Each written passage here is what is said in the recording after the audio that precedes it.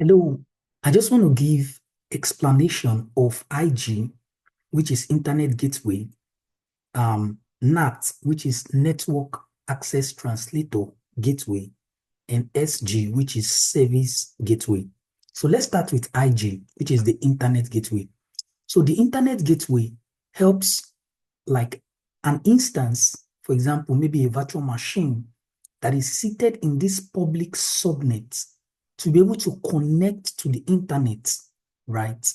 To be able to connect to the internet, like for example, if the instance needs to make software updates and all that, to be able to connect to the internet. And also, if you look at is a back and forth arrow, and also maybe users from the internet, they can connect to the instance that is sitting in this public subnet, right?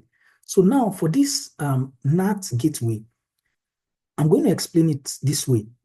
If you have an instance in this private subnet, the instance is not going to have a public IP address, right? So if that instance, maybe the virtual machine needs to make some software updates, right?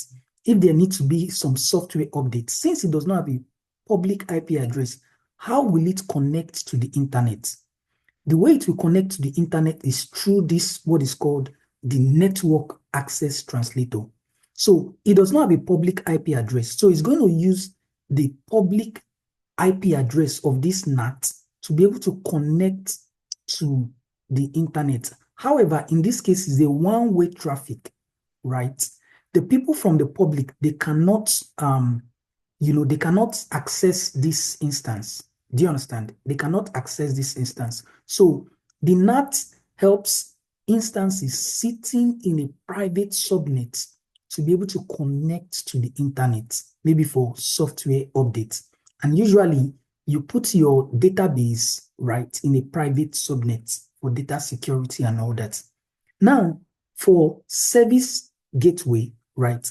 So your service gateway helps you to connect a private subnet with, in this case, with Oracle, public, network service, right?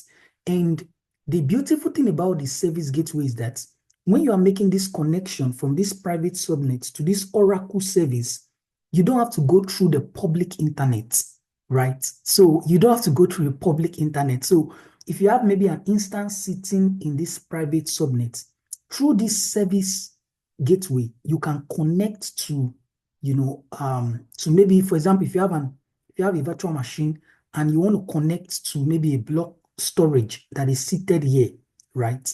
You can use this service gateway without actually going through the public